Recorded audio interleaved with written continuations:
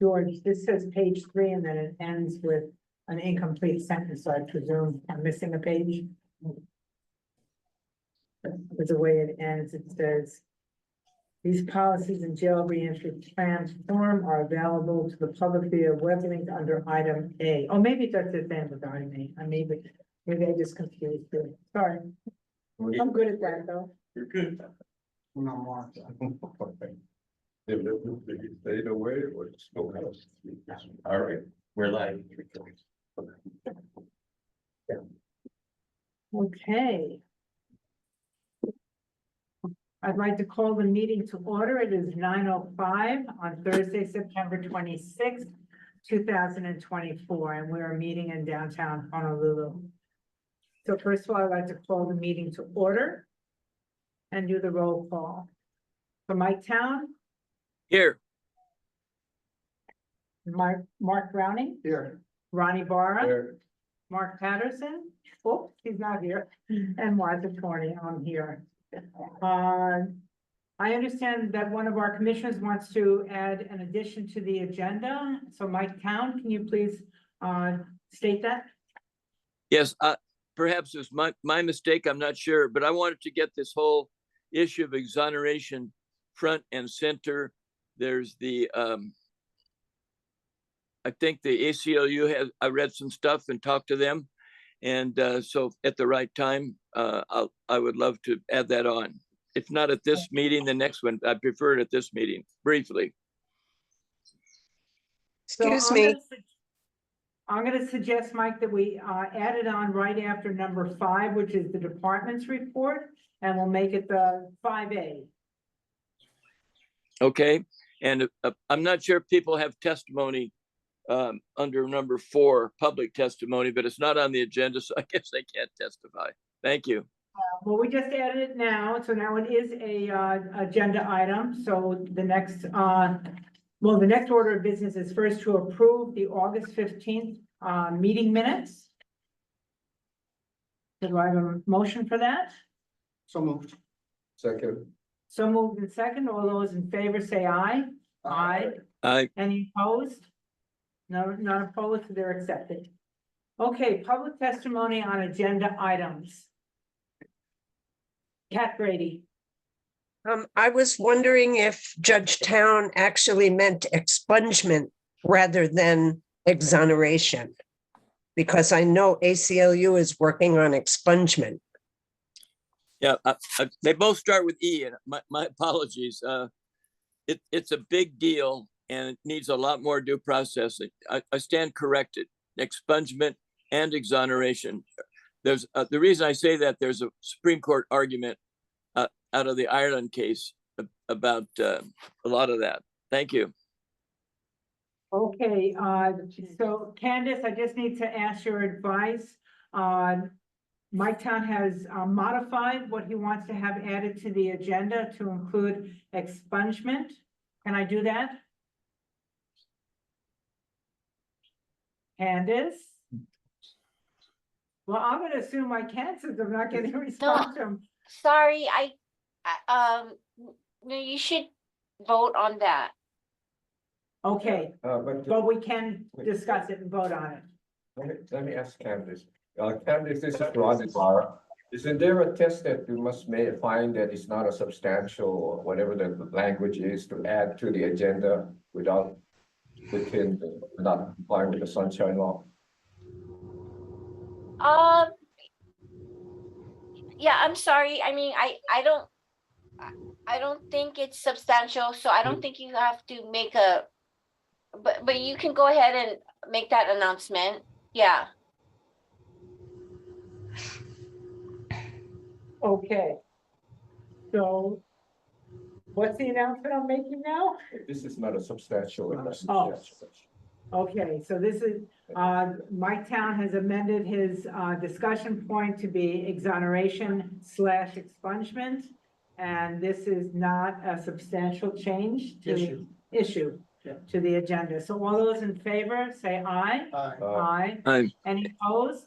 None. Okay. No, with a clarification, please. I did see that Carrie Ann said it was on last month's agenda, but I'm not sure about that. So but we could just Honolulu past that a little bit. Thank you.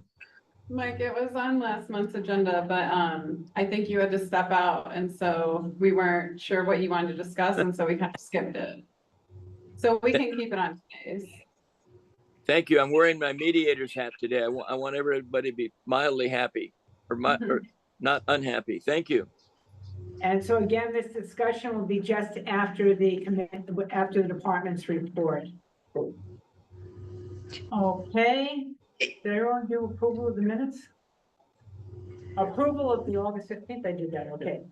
Public testimony on agenda items, so Kat did clarify what she felt it was. Any other comments?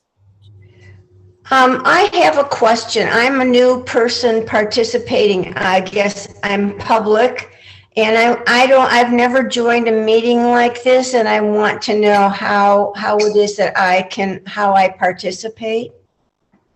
Okay, there are 2 points at which the public participates. The first is we ask for public testimony on agenda items, and those questions have to be what's only on our written agenda with the new amendment we just added, which includes exoneration and expungement.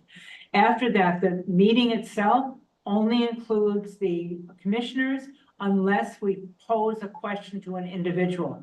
Otherwise, the public does not comment during the meeting. At the end of the meeting, then we ask again for public comment on what we discussed during the meeting. Holly, is that clear? I have no idea because this is a first for me. I did watch one of your meetings last night and to get an idea of what you do. I'm happy to be here, and I would like to, I do have some comments, but I have no idea what your agenda is, except making the jails better, which we are all heroes for that. For each meeting, there is an agenda that is posted at our website. And so the agenda for today's meeting, Thursday, September 26th, is the one that at this time you can ask questions about. George just put it in the chat. If you want to, if you click on that link, it'll pull up all the agenda items. Okay, and if the things I want to discuss are not on the agenda, how do who do I talk to, or how do I approach anyone at this wonderful committee? Okay, there are 2 ways. First of all, again, at the end of our meeting, we have public comment where people can add. Okay, I'll just wait. I'll wait till then. Thank you so much. And Holly, we do have to limit the time that people ask questions because some people go on for very lengthy periods of time, and it's difficult for us to handle. So we're 3 minutes. Are we doing 3-minute limits? Yes. 3 minutes on the questions that are being asked. And again, on the website, you'll find a way to contact the commission, and you can pose questions to the staff through that website. Thank you so much.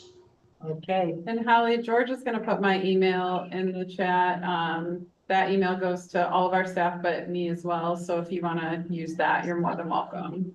Thank you very much. I'll go ahead. I know you guys have long meetings. So do we have any other comments for today?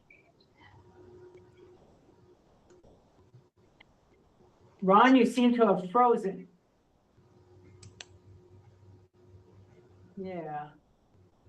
Okay, the viewing is very odd right now. We just see Ron's face in the middle, and he seems to be frozen. It's the same on my end, so. Yeah.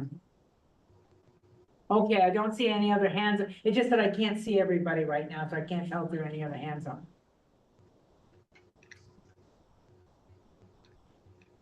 The view is very odd. Oh, let me, Ben has, he's sharing his screen. Because Tommy's gonna be next. Okay. Thanks, George. Hey, I'm here. So Can you hear Tommy, me? it's your turn now. Thank you. Can you hear me? Yes. Yep. Okay. So in the way of updates, so first I'm gonna give you a quick overview of what new money we're asking for programs from the legislature this year. I'll give you guys a quick summary of our CIP requests. And then I'll go into some of the initiatives we have underway now, some of which you've heard about, but there's been movement in some areas. So real quickly, because we are changing a paradigm shift and we want to do more integrated case management, and we believe our case managers' cases are too high, even though we have some case manager vacancies, we're going to request 20 additional case managers for the different facilities based on the population of facilities. I don't have the breakdown in front of me, but I do know Halava will get 6, OCCC will get 3, women's will get, OCCC will get 4, women's will get 3, Kulani, Waiava will get 1. I forget the breakdown of the others. That is based on, we're trying to provide more reach and wraparound services and more integrated case management, and take the case managers off of things they're not supposed to be doing. Their primary function should be counseling and redirection and making sure we get the offenders in our custody and care into the programs they need before their tentative parole date. Ideally, we want to move people to work furlough and then onto extended furlough where they're living in the community before they see the parole board. So we're going to do that in 2 ways. One, get the additional case managers, increase services to the incarcerated population, which I'll go into in a second. And then also make sure we have warm handoffs to community-based organizations who are already working with the offenders before their TPD date, so they're already familiar with these people, and then they will help them transition back into the community onto parole or when they max out. We're going to request $4 million for wraparound reentry services for offenders. These services include, for lack of a better term, navigators in the community to assist them with connecting with community-based services to include social services, benefits, and housing. $1.9 million annually we want to try to partner with tradecraft unions. And so we want to be able to provide the initial tool belts, initial minimal tools they need, safety boots, equipment, hard hat, those kind of things. But at the same time, pay those inmates a living wage to participate in the program once they finish the apprenticeship program, then the unions that they are working with would help them find gainful employment. Now that's only based on the 1.9 is based on 25 participants in the program, because we anticipate the salaries to be between 60 and 75,000. That's where the bulk of the money would go, to be perfectly frank. Now, Tommy, can I ask you a quick question? For that program so you're talking about paying people a livable wage with this program while they're at like Waiava or Kulani, or is this specifically for work furlough folks? This would be the folks for work furlough, because it had to be out in the community and ideally on extended furlough. But to be honest with you, initially, we'd want them to do it on the furlough program, because then they're able to save more money and they're not spending money paying rent of $800 or $1,000 for a room, because you're not going to get an apartment. And then we're requesting an additional annual a sum of $200,000, so that regardless of how much money an inmate may have, that we would pay for the replacement birth certificates, the real estate ID cards, replacement social security cards for American-born citizens. And along with that, we're in this next initiative is in its infancy.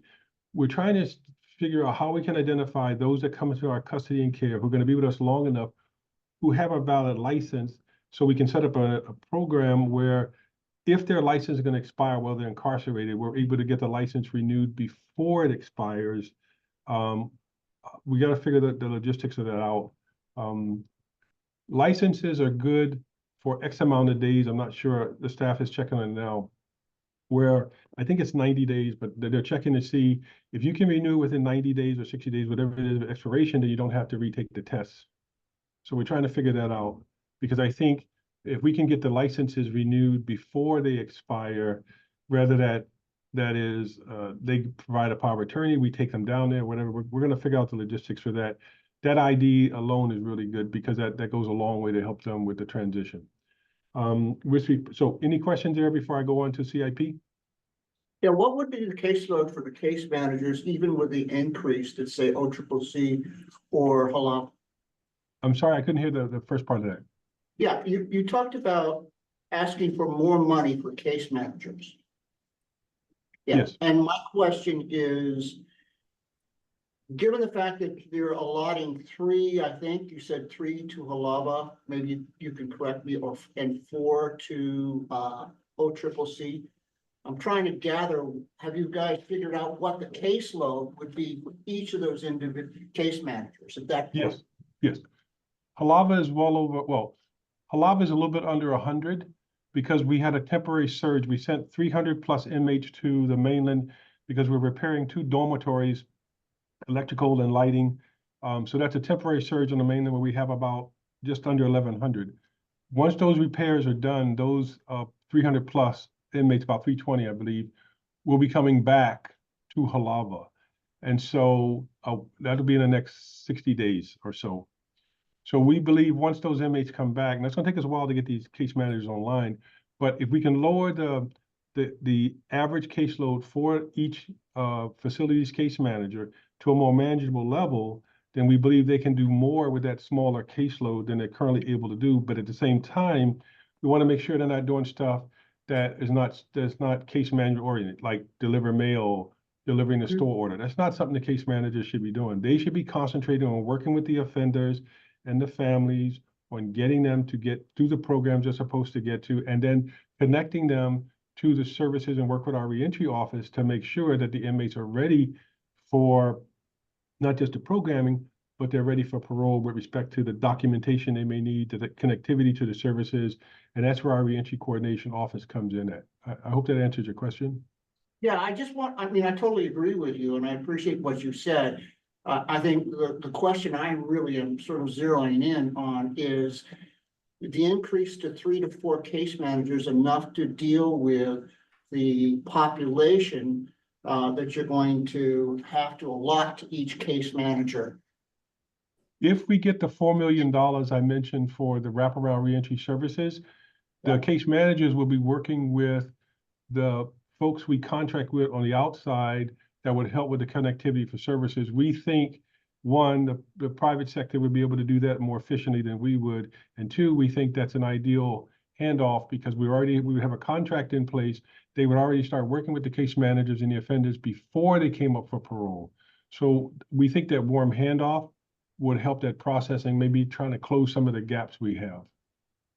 So Tommy, do you have any idea, like it would be 50 inmates per case manager, 70 inmates per case manager? That's what a caseload is. Yeah, well, we don't think the caseload should be any more than 60 Okay, per person. That's about the average on parole. On probation, it's probably significantly higher. We think that's manageable, providing we do have the connectivity to the wraparound services. And then I think once the case managers get away from, to some degree, some of the case managers believe they're part of the security staff, but they're really not. They're there for a completely different purpose.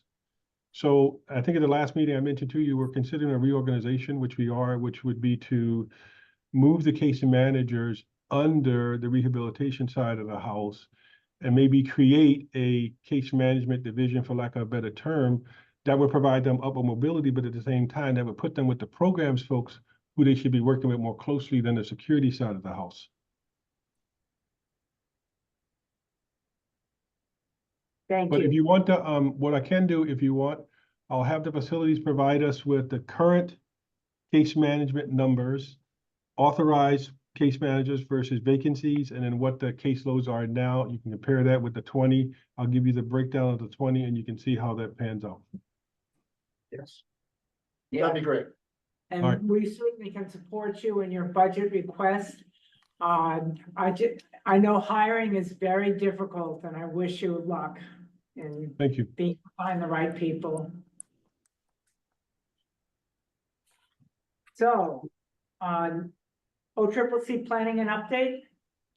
Okay, before we get, well, there is no update with the exception of we just had a presentation on where we stand on the planning and design of the facility. We will be going in this year to ask for additional funding. That amount has not been determined yet because some decisions have to be made with respect to how the state may plan to finance such a project, that the final determination hasn't been made yet. I would suspect it would be through some type of P3 process, which means the state would have to put some money on the table, and then they would go through and look for a developer. So under the current schedule, the RFQ and RFI are scheduled to be released sometime in August of next year. Prior to that, some type of funding decision on the state side has to be made this coming legislative session, I would imagine. If not, currently, surely the following session, something has to be made. But I think the problem we run into is, corrections is not revenue generating. We suck revenue. We compete with schools, hospitals, infrastructure. And so I don't see the state, obligating hundreds of millions of dollars in GO bonds for this project. But again, some decisions have to be made, and that's the only update I have. I don't think the governor's made a determination yet, because I don't believe the director of budget and finance have provided him with options yet, but that needs to take place sooner than later. So I do have a meeting scheduled with the governor's office, the head of budget and finance, and the comptroller early next month, for this very same issue, to figure out what are the next steps.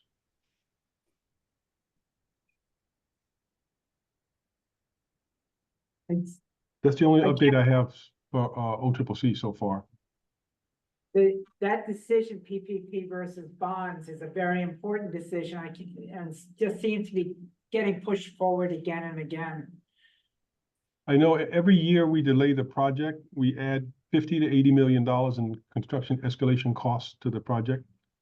And that's where the market has stabilized out. Back in 22, 23, it was up to 12% construction escalation cost. Now it's kind of stabled out and probably closer to 5% than 8%. But $50 million is a lot of money. A lot of money. Martha, I had a clarification. Oh, yes, my town. Yeah, how's it going with Chaz Williams and WorkNet? Are you working with them, or how's that? Is that complement or supplement, or how's that going? I would have to check with our work furlough folks, Mike, to be honest with you. I don't get involved in the contract side of the house. On the program side, that would be the DEP-R. But I can get an update for you on that if you want, specifically for WorkNets. Yep, because we've had Chaz present. I've been very impressed, and he's sitting in today, and so he could talk at the end if he needed to, if I get any of this wrong. Thank you, Tommy. You're welcome. Tommy, were you going to touch on the CIP request for the new budget? Yep. Okay, so now the CIP request is preliminary because once the governor makes a determination how to proceed, that will change our CIP request with respect to the OCCC project. So far we will be asking for close to $100 million in CIP for the different projects. Most of it is repair and maintenance. Let me see. I got this. Yeah. Okay. So for CIP, it would be, take that off, $123 million for fiscal year 2026, for fiscal year 26, and about $124 million for fiscal year 27. Now, in fiscal year 27, because we were given $5 million to, in fiscal year 2027, we anticipate asking for $200 million to relocate the Kauai Community Correctional Center. I didn't include that in the total I gave you because that's not finalized yet. We still have to we're doing a site selection process now. We still have to do the EIS for those sites. And so more to come on that. In fiscal year 26, depending on if the governor decides to move forward with the OCCC project for requesting some type of funding this year from the legislature, you're looking at somewhere between an additional $200 and $250 million in addition to the 123 I mentioned to you. But again, no decision has been made yet. And the vast majority, without those two big expenditures, you're looking at our normal request for CIP for repair and maintenance, $28 million, 500 for the Consolidated Healthcare Center. If you guys remember, last year we asked for 45 million. We got half of that. And so now we're asking for 28.5 million because of the construction escalation costs, because we're going to need that funding to finish the project. That's where we're adding 41 different medical beds to the Hawaiʻi Correctional Facility. $15 million general CIP, $5 million for statewide repair and maintenance, $7.5 million for the Maui Correctional Center perimeter fence for both fiscal years. If you've been to Maui on the backside, you know it's like a canal there. The fence is collapsing in the back. And we need to also put in a second fence there in certain portions of the facility because that's where we have medium security offenders, and medium security requires double fencing. We're asking for $12.5 million for Women's Community Correctional Center for the fencing for that location for both fiscal years. We're asking for $16.5 million for a backup generator for Hawaiʻi. Right now, Hawaiʻi has a series of smaller generators for certain portions of the facility, but it doesn't have one master generator that can run the facility itself in the case of a power outage across the entire facility. There's $5 million for facility-wide improvements. $5 million for our 10-year master plan, which hasn't been updated since 2003, I think was the last one we have on file. So $5 million each year for that. $3 million in both fiscal years, 26 and 27, to look for a site for a new Kona jail. About a third of the inmates and detainees currently at HCCC are from the Kona side of the house. I mentioned this before. By building a smaller jail in Kona, we would keep them with their families who always can't travel just to find out visitations are canceled. The work furlough process would be there in Kona, on the Kona side of the island where they live. And we think it's just a good idea that we're not taking them from their communities. We ask for $3 million each fiscal year for the Maui Correctional Center. As you know, the renovations and upgrades, even though there's some plans underway to do a Maui Regional Center. One of the legislatures want to do that, where they want to put the judiciary, they want to put the correctional center and some other entities in one complex. I don't think that's going to come to fruition anytime soon. So we need to still plan to maintain the facility. And even if we build that facility, in order to maintain the land where we currently have MCCC at, we have to maintain some type of presence there. So the plan would be to maintain a work furlough program right there. That would be, we think that's the best use of that land if we do have to relocate, if this regional public safety center is built. No money for Waiava this year, but we asked for $1.2 million next year for the multi-purpose repairs related to improvements at that facility. And that's the breakdown in short. But again, the two big asks, I don't know if we're going to be there, the $300 million for OCCC and the $200 million for KCCC. We did receive, let me get my notes here. We did receive $5 million for relocation purposes for site selection for Maui Community Correctional Center. So we're using that money now. We are actively looking for land on Kauai to move the Kauai Community Correctional Center because, as you know, it's in a flood inundation zone, and they're going to widen the highway in the next couple of years. So that highway widening project will take out those temporary, or were supposed to be temporary housing structures we have in the front that we received from Hurricane Iniki, I believe, back in the 90s. Yeah. Yep.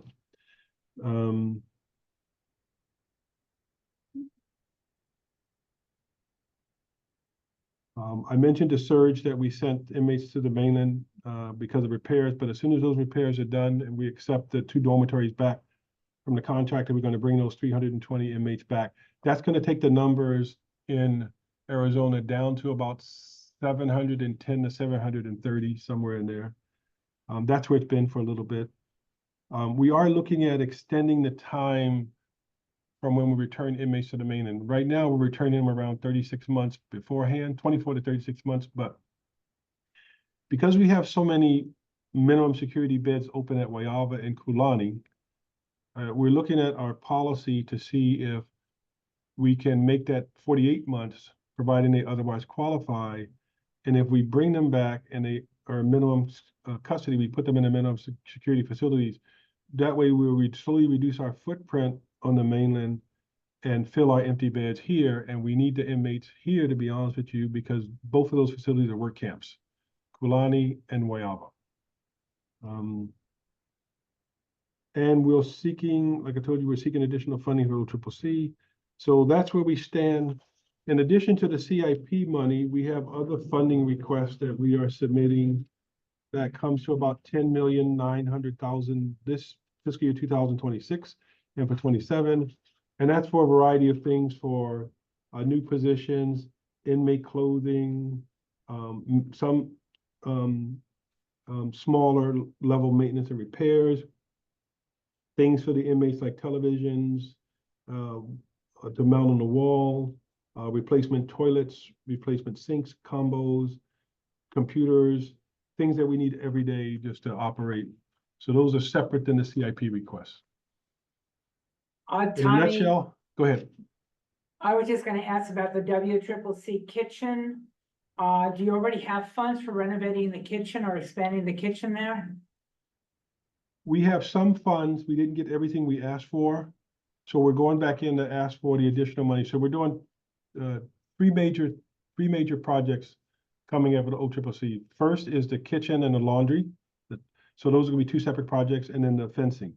So we're going back in this year to ask for the remaining funding we need for the kitchen expansion. But we also, because we're gonna be moving the inmates over, so we have about 122 female inmates at OCCC detainees. Within the next 60 to 90 days, we're gonna slowly move them over in batches of probably 15 to 20, let them settle in for a couple of days, move the next batch in. While we're doing that, we already started with, we have a contract out for the planning and design for the new kitchen, but because we still have to feed meals, we're gonna have what we call a bridge kitchen, if you will, to make sure we can still feed meals while the kitchen renovations are being done. We still have to get additional funding for the laundry. Because of the 122 inmates coming there, we have to expand the laundry operations as well. So those 2 things we're gonna be doing first before we do the fencing. Okay, thank you. Okay. Anything else, Tommy? Well, no, I think that's it in a nutshell. That's the most I've spoken in a long time, so. Any questions from commissioners for Tommy? Well, thank you very much. Okay, you're welcome. So I'm gonna Thanks, sign Tommy. off now. If something comes up, just send it to me and I'll respond to Christian, yeah. Thank you. Okay. Thank you. Thanks, Tommy. Thanks. Okay, at this point, we're gonna move on to our added agenda item, exoneration and / expungement. So Mike, you wanna take the lead on this, please? Sure. I see that ACLU is aboard. They have a whole project there that they could probably explain better than me, but it keeps coming up. Judge Kubota had the case, the Ireland case, how much is going to be available, what kind of findings are needed for expungement, exoneration, and factually not guilty. And then my experience on the parole board was that we need to give adequate time to examine this and not have it just be a paper review. And I feel very strongly about that, because we tell people when we set a minimum or a judge sets a minimum, if you work your program and keep your nose clean, you can get your time reduced, or other things, good things can happen. And I'm not sure what the best practice is, or evidence-based practice. So that's my concern. At the right time, Martha, we can have Carrie talk, or she may have brought someone with her. Yeah, so this is for the ACLU's proposal on expungement, correct, Mike? Yes. Okay. Carrie Ann, can you give us a quick briefing on that? Thank you. Sure. Aloha, everyone. Good morning. Carrie Ann Chirota, Policy Director with the ACLU of Hawaii. I'll just maybe briefly mention expungement in terms of the upcoming clinic. It is an expungement and bench warrant recall clinic for individuals living in the First Circuit, meaning the island of Oahu. It's the first combined expungement and bench warrant clinic to our knowledge. The number of stakeholders that are collaborating on this event include the ACLU of Hawaii, but also the judiciary, the Office of Public Defenders, Volunteer Legal Services, the William S. Richardson School of Law Beyond Guilt Clinic, Hawaii Workers Center. And the intention behind this is to help as many people as we can clear their arrest, non-conviction records. Now, there is a separate process to have convictions expunged, but that is a little more detailed, a little more nuanced, and that includes 2 repositories, both the Hawaii Criminal Justice Data Center and the judiciary and the sealing of records. But for this Saturday, people who are eligible for arrest non-convictions can get assistance. It will be free for them. Attorneys won't be charging. We have volunteers there that will assist them to the process. And that information, the petitions, will be literally hand delivered to Hawaii Criminal Justice Data Center. The administrator, Phil Higman, will be present that day, and he will take it and he will work with his staff to expedite the expungements, because traditionally it takes up to 6 months, 120 days for the expungement to be processed. On the bench warrant recall side, again, we have a number of attorneys who are public defenders, and Judge Melanie May is the judge that will be present that day and working to recall the bench warrants. We have a pre-registration process. We have a flyer, which I'm grateful to the commission. I believe that you shared out with the community, and it's scheduled for this Saturday at Waianae Library from 12 p.m. to 4 p.m. Individuals are encouraged to pre-register, but even if they're not able to pre-register to determine eligibility, we're taking walk-ins that day. And just maybe relatedly, one other point on the broader issue of clean slate and expungements. This past session, a clean slate task force bill was passed. There are a number of governmental and nonprofit community organizations that are listed as stakeholders in this, including 2 individuals who are justice impacted. And as a result of the task force, the long-term goal is to come up with recommendations for us to enact clean slate laws, meaning that we will expand eligibility for what is expungible and to have those records sealed so that it no longer serves as barriers to housing, employment, other life opportunities. And that instead of putting the burden upon individuals to navigate a very complex process and to pay $35 to $50 plus for each expungement, the state would initiate the process and use technology and literally expunge batches of records after a period of time has passed and that person does not have new offenses. So it really is an incentive, a true second chance opportunity for redemption. So the ACLU is wholeheartedly supporting this process, and we look forward to working with the community and having more input about how this will impact and transform people's lives. If you have any other questions, please let me know. Carrie Ann, for the, I know that some states have automatic expungement, as just mentioned, after a period of time, like a misdemeanor, after 3 years, they may just drop it. And is that part of the proposal from ACLU this time? Yes, so we did help to introduce for the past 3 years, there was actually a clean slate bill that would expand eligibility, misdemeanors, and a number of even Class C felonies. But that bill didn't pass. This past session, the Clean Slate Task Force was created with the idea of including these types of best practice recommendations. And interestingly enough, and importantly, it's a number of organizations with technical expertise in this area are listed to provide technical assistance to the Clean Slate Task Force. That includes Clean Slate Initiative, which is a national organization that has worked with other states to successfully enact Clean Slate. And in addition, the other 2 stakeholders for technical assistance include Code for America, These are like the techie folks. They know the technology. They can work with states to implement the systems to do these batches of expungement. And CERT, which is another national organization that helps with criminal like justice data records. And they've also support the process of expungement, and they've offered their support to us. Thank you. You're welcome. Other questions for Carrie Ann? Okay, thank you very much. Mike, is there anything you'd like to add at this point? Well, my experience is that there were so many hiccups and it took so long, and to get basic things done, we've got to smooth the process out, make it understandable, and then beta test it. And I'm really curious as to what other states are doing that has worked well. Not that we need to copycat, we can invent our own, but I don't want to get in. I hate this project to get stuck in the weeds too soon, and it should be some kind of default. So Carrie Ann, as always, well said, and I appreciate it. Thank you. Yeah, Judge, or Chair, if I may just add one other thing that may be relevant to the commission is that also during this past session, another bill was passed, HB 1595, relating to expungements. And this was expunging cannabis-related possession offenses for arrest, non-convictions. And that's actually something that's already eligible for expungement. But again, there really is no system process to do that. This is a pilot project starting on Hawaiʻi Island. And my understanding is that Hawaii Criminal Justice Data Center is working with law enforcement, the police, with also the sheriff's office. They're identifying all of these records, and they are working in batches to state initiate this expungement process, with the idea that the lessons learned from this process can be applied statewide.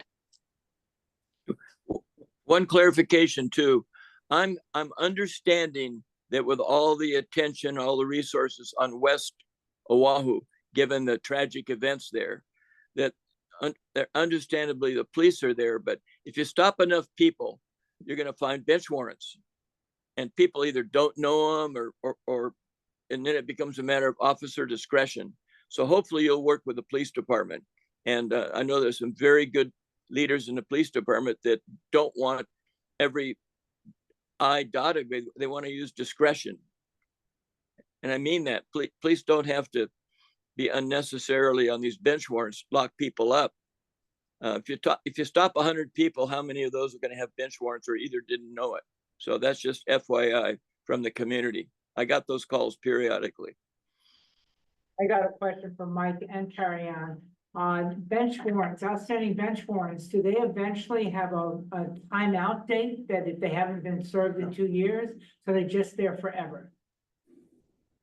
Well, I think the public defenders are no better than me. I never practiced criminal law, but there's a rule that they would regularly come in if they weren't served. It's yes, but I don't know why.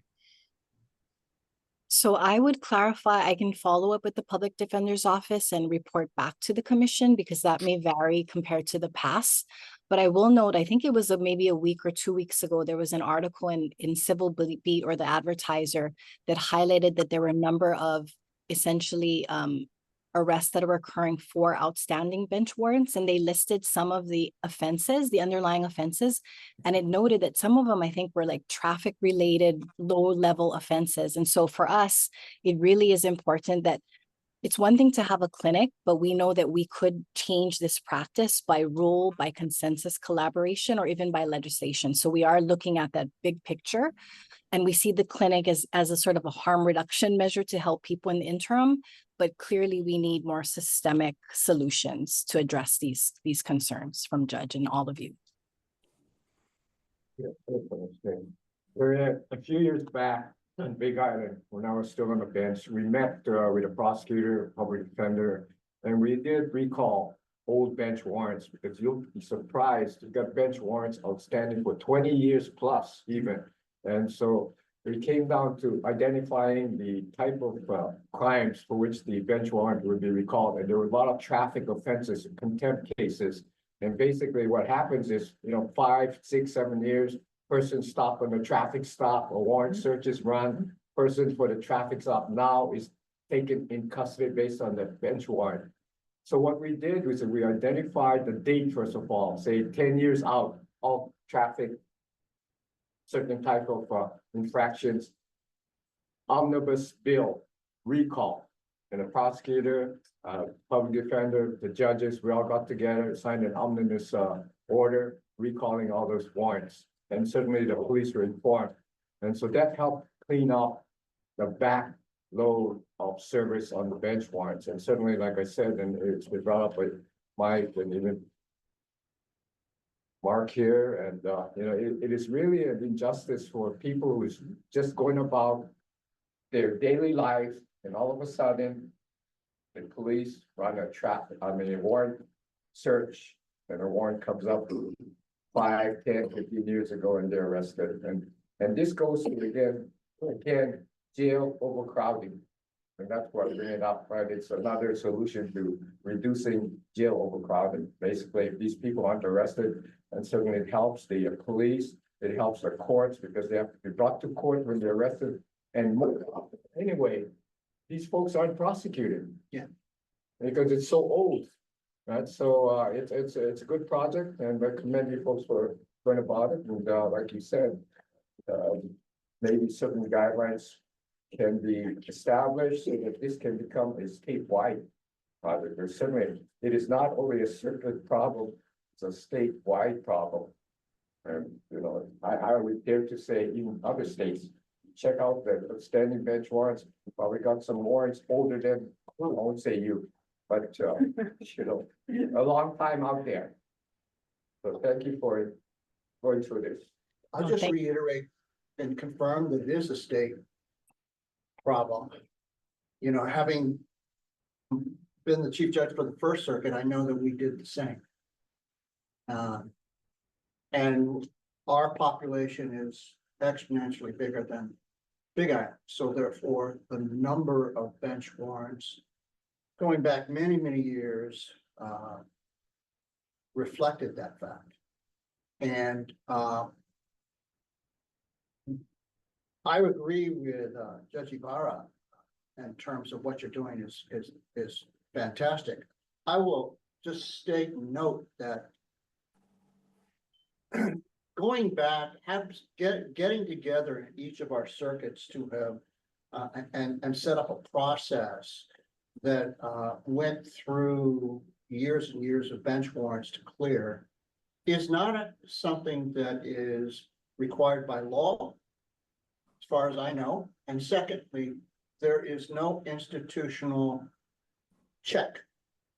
In other words, an institutional button or alarm that goes off to tell us we need to go back and redo this. And that's a problem because people leave and the judiciary loses institutional knowledge and history. And these things are not necessarily in the forefront of folks who inherit our places. So I think that having something that, whether it be through the Chief Justice or whether it be something in the law, something that triggers this review on a real regular periodic basis, fundamentally would make a difference in terms of what Judge Ibarra talked about as the sort of natural consequences of us not addressing those issues. And to add to Judge Brahman's, we should also have expiration date for warrants on certain ones. Yeah. Certain ones, so that automatically it expires, and you don't have to go back and recall. I'm saying the certain ones, maybe the infractions and things like that, because what happens to a small traffic offense may lead to a big one. Basically, they get arrested, got a contempt, next thing you know, resisting arrest or failure to follow instructions and things like that. So things can get really out of hand from an old warrant. Yes. And but yeah, I would agree that a systematic method to correct this, to include putting certain deadlines on the infractions and certainly not on the most serious offenses. Because also we got the statute of limitation for prosecution anyway. Right. Right. Judges, we agree wholeheartedly with your recommendations. There are some states that have implemented bail bench warrant reforms.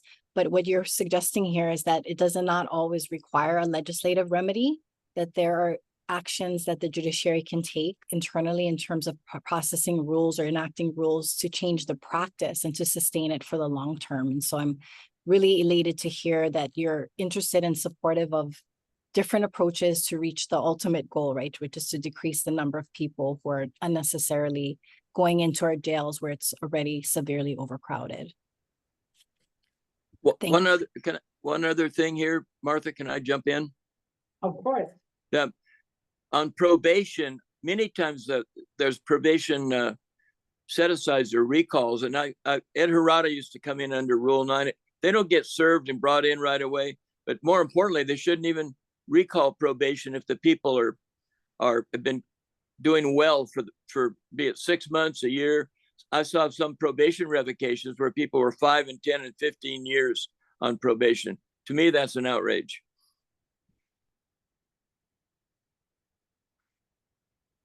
Thank you. Okay, we're moving on to item number 6 on the agenda, the announcement of upcoming job opportunities with the commission. Christian just stepped out for a moment, but we are going to have 2 job openings. One is the reentry oversight specialist, because unfortunately, Cara is going to be leaving us. And do you have a date yet? November or December. November or December. This is a tremendous loss for us. She's done an outstanding job and has really made many connections with the community. And she and Ron also have become quite a pair at continuing to work with the community and working with the department. So that position will be opening up. And then we did have approved by the legislature a new position, which is the jail oversight specialist. George, do you have any information off the top of your head where the positions are going to be posted besides the DHERD website? No, so I think it's just gonna be DHERD as well as our website itself. Okay, so our website, keep your eye on that. If you have anybody that comes to mind, please refer them to the job offering. And also it will be on the Department of Human Resources Development as they have all state jobs on that. Do you know if there's any intention to go national with some of these job openings? Not that I know of, but I know the cost of opening jobs. Yeah, so I it think makes such a Kristen's difference. gonna post on some of our correctional listservs, so we can get we can get people from all over to apply. Okay, so Cara just said by doing some national listings on corrections can be posted there, which will. George mentioned that the cost of posting on some of the websites, like one of them, it was $300 or $400 Correct. to post, that we have a limited budget. But Cara just mentioned that on the list servers for correctional organizations, she can we can help get them posted up there. Anything else about the positions that are opening up? I just wanted to acknowledge Kara Campani. We are absolutely devastated to lose her. She will be continuing in her role until we think either November or December. So we're really grateful that we at least have some extended time with her. But yeah, in the interim, we will be posting those hopefully within the next week. If you have any questions about it, feel free to contact me. But for the reentry oversight specialist position in particular, we're really hoping for somebody with lived experience. We made that clear on the application previously. We actually didn't have a lot of people apply who had lived experience. So I just want to put it out there again. Please share this widely. Please encourage people to apply. Nobody knows better than the ones who went through it, right? So we just want to make sure that we get that out there. And then the jail oversight specialist, I just want to briefly say that's our investigative position. And so if you know somebody who has investigative experience, but particularly within the corrections field, oversight field, again, please share this widely. And we'll get those posted up pretty quickly here, and they'll be posted for 30 days before we start the interviewing process. Okay, any comments from commissioners? Let's move on to item number 7, commission and staff priorities during the legislative session. And we're going to be discussing the upcoming session and our focus on legislative bills, facility tours, and reports. what we've done in the past for the legislative sessions, review all the bills that come in and select the ones that could impact the populations. We've ended up with too wide a group of things we wanted to testify on, and staff and even commissioners can't keep up with all of it. So I think this year we're gonna be more selective, in what we choose. We do rely on groups like Kat, anything she's introducing, anything that ACLU is introducing, and other things, but it doesn't mean we have the time or the staff to support everything. We'll make every effort. Christian, you want to add to this? Yeah, so in addition to that, one thing that myself and some of the commissioners had talked about was actually taking a pause on commissioner-specific facility tours for January, February, and March.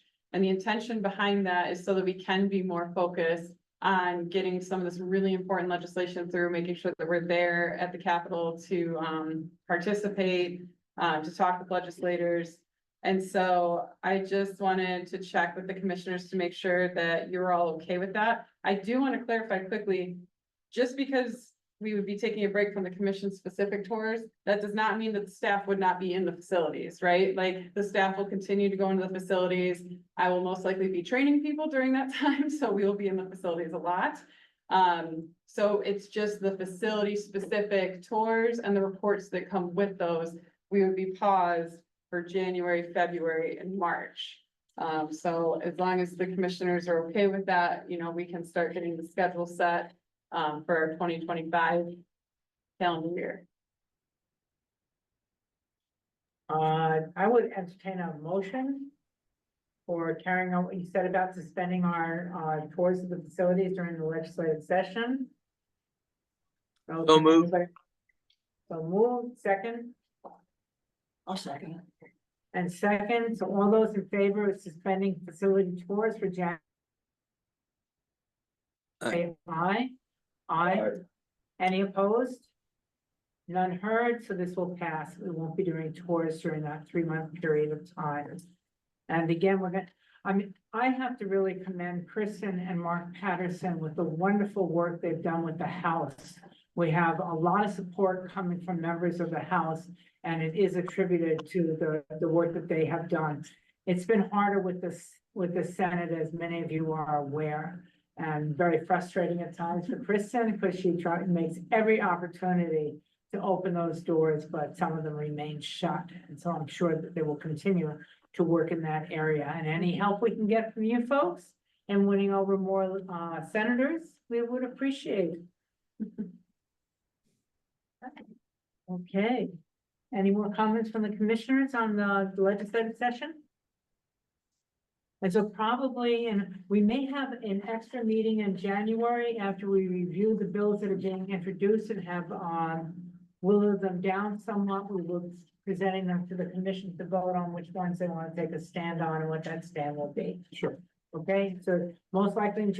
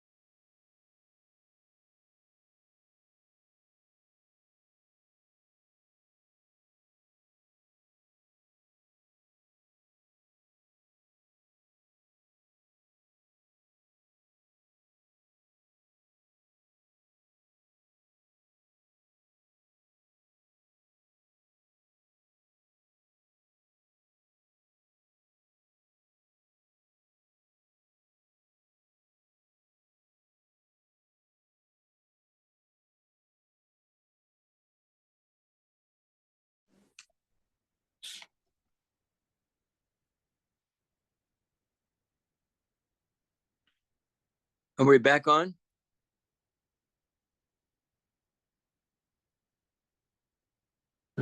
Yes, so sorry about that. We lost our Wi-Fi. Because government is difficult sometimes. But we're back on. Martha just went to the restroom, and so I do want to keep the meeting moving to agenda item number 8, which is review and add to current facility tour schedule. The only reason why this is on the agenda is because commissioners were going to tour the Hawaiʻi Correctional Facility today, but decided to postpone that. And so I just want to make sure that we get Hawaiʻi back on the schedule. Commissioners, you should have the schedule in front of you, but right now we're scheduled to go to Kulani in October, Waiava in November, and we don't have a facility scheduled for December. I imagine that was intentional with the holiday season. So I think the options is that we can either tour a facility in December, or we can add an additional time where we collectively go to Hawaiʻi outside of the meeting time, so we can still get a facility report out. I prefer to go outside of the time. Outside.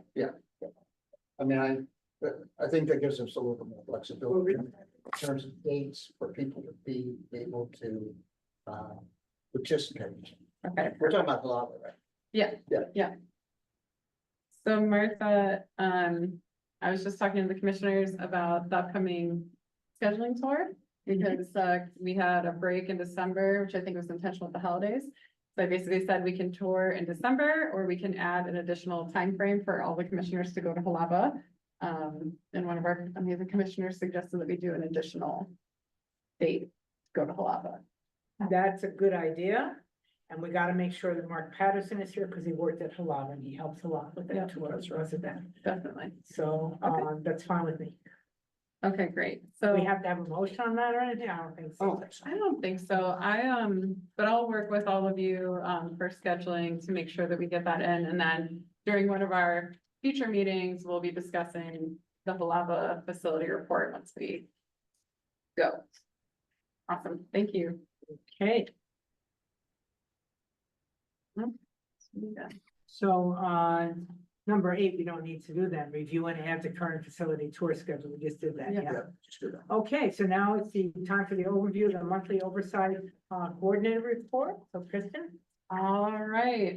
Good morning, everyone. Thank you for being with us today. I'm Kristen Johnson. I'm the oversight coordinator. And by law, I'm required to put out a monthly report that kind of covers everything the commission has done in the previous month. So very briefly, I do need to announce an unfortunate death in custody. On August 22nd, 2024, a person in custody, male, 72 years old, was found in his cell with shallow and staggered breathing at the Saguaro Correctional Facility. Staff did immediately call 911 emergency services, and the person was transferred to a nearby hospital. But unfortunately, at approximately 6:33 a.m., the individual was pronounced deceased at the Casa Grande Medical Center in Arizona. No foul play is suspected, nor drug overdose. But our condolences go out to that individual's family. Recently, the commission took a tour of the Women's Correctional Center. I'm going to skip over this section because we're actually going to discuss that further in the meeting. The commission had also attended a Hawaiʻi Island sequential intercept model event. This event basically covered the SIM framework. It was in Hilo and hosted by Going Home Hawaiʻi. And I just wanted to give our commissioner, Ronnie Barra, the opportunity to talk about that, if he'd like to, as he was one of our commissioners who attended. Well, the good part of it is that most of the involved players in the criminal justice system was present, and we had an opportunity as a group to go through the process in the criminal justice system from the beginning to the end. For example, community service, law enforcement, initial detention, initial court hearings, jails and courts, reentry, and community corrections. So these are the sequence in which a defendant goes through the criminal justice system. So all of the stakeholders that were present had the opportunity to go on the chart under these categories to either make good points or add stop gaps or make suggestions on how the system can be improved. And after that, basically, this was discussed and hopefully we'll see improvements. But the host entity was Going Home Hawaii, who is basically an organization, a nonprofit entity that is interested or performing services for those that are in the criminal justice system other than incarceration, basically diversion outside of the system. And so it was good. And if you have further questions, Cara was there also, and she took good notes, I'm sure. Perfect, thank you. Moving on in the report, we reported out on the Breaking Cycles roundtable, which included OCCC programming and design case studies. It says virtual, that was a mistake. It was actually in person, so I will edit that in the report. But basically, I really encourage people to go to the Breaking Cycles Symposium website. If you Google it, it should come right up, but George, if you can put it in the chat as well. On that website, it's going to include both of the presentations that were covered. One was presented by UHCDC, which is the UH Community Design Center. They have done an outstanding job outlining all of the work that they've done with connecting with the community and focusing specifically on what the state and community needs for a new jail. So they have outlined what they have done through that. And then there's also a presentation by DAGS, and that presentation basically breaks down where we are at now with jail planning and the plans moving forward. So that includes things like that public-private partnership and different variations of that. So I highly recommend that everybody take a look, and commissioners, you do have copies of that with you today. Next is the House Concurrent Resolution Task Force. I'm going to skip over that as that is a further agenda item. And after that, the WCCC expansion. So WCCC recently, yesterday, actually, had opened their brand new expanded Dedicated, it's not open yet. No one makes it. Oh, sorry. Yes, you're right. So yesterday there was a dedication ceremony for 3 new buildings, which includes administration, intake, and visitor, and also a housing unit. And so Commissioner Thorny and I actually attended. It was a really beautiful ceremony. My favorite part was that they had individuals incarcerated at WCCC who presented hula. It was quite beautiful. And also sad at the same time, but we also toured each of these areas, and we're really excited to see how everything goes as they get people in those spaces. Lastly, I just wanted to touch on 2 current projects. We've talked about these for months on end because they are 2 monstrous projects, but one of them is the correction staff survey and report that is scheduled to come out at the end of October. So please bear with me. I originally wanted to get that out before I went on leave, but here we are. I'm back now and we're going to get it out at the end of October. We also have the reentry report, which is a report that Kara Kampani has been working very tirelessly on.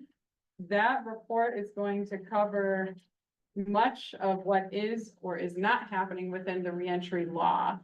So it's going to be very interesting, and that report should be coming out within the next few months, and we'll make sure that Kara does a presentation on that. And this will complement the earlier report you did, right? The strategic plan. Yeah. Yep, it'll be like that. Yep, absolutely.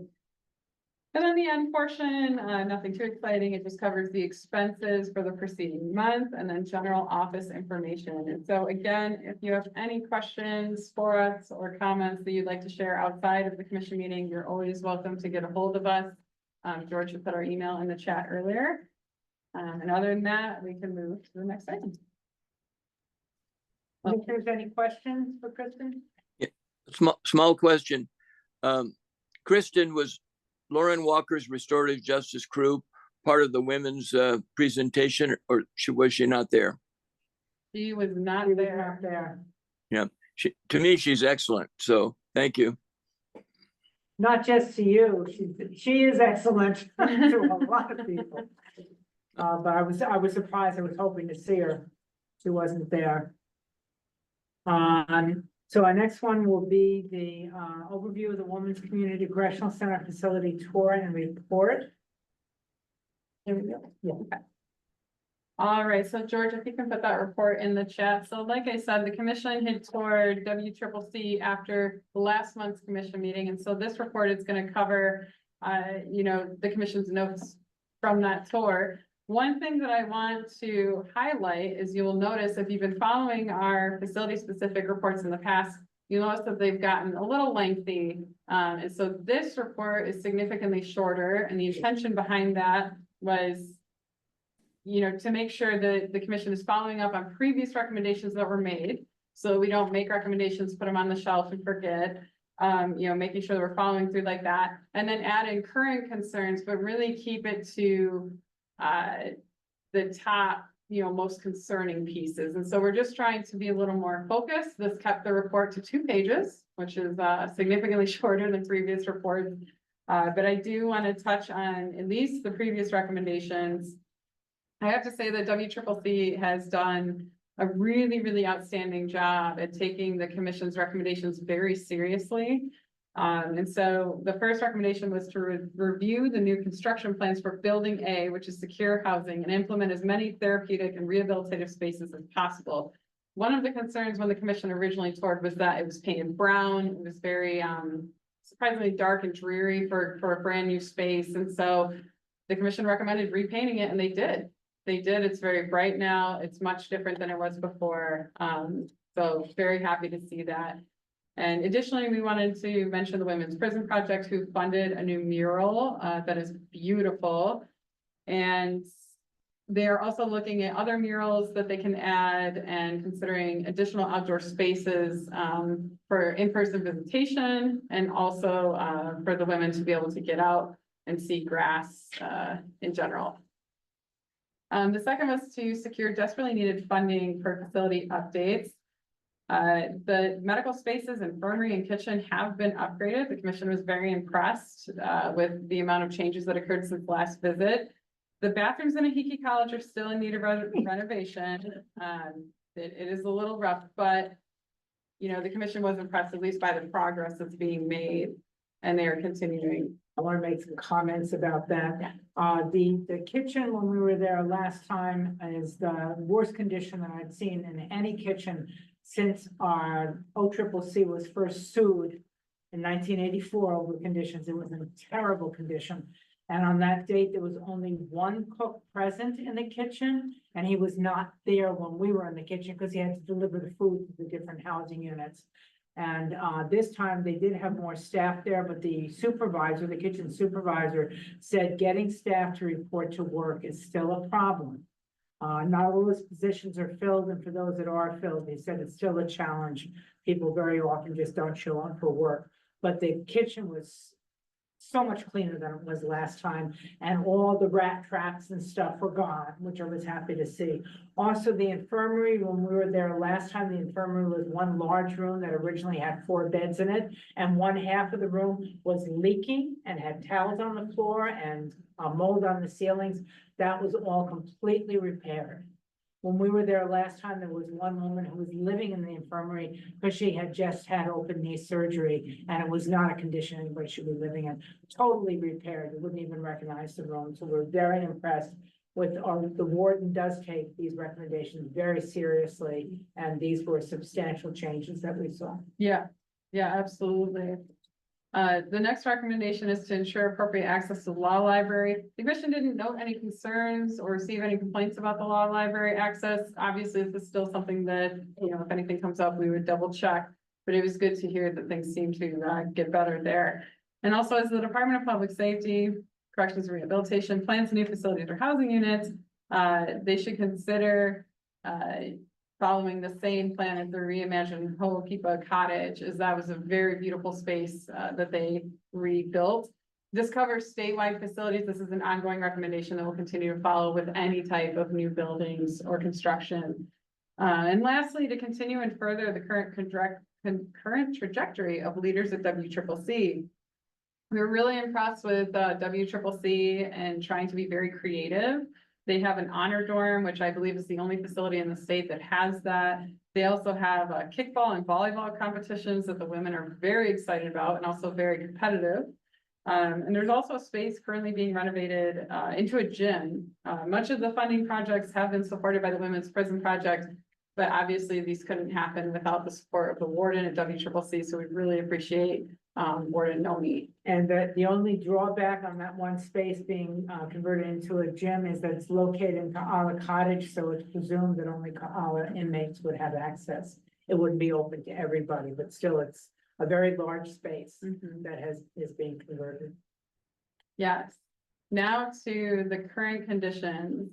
So one piece that the commission was very concerned about is while touring, we noticed that there was a very large number of women housed on suicide watch.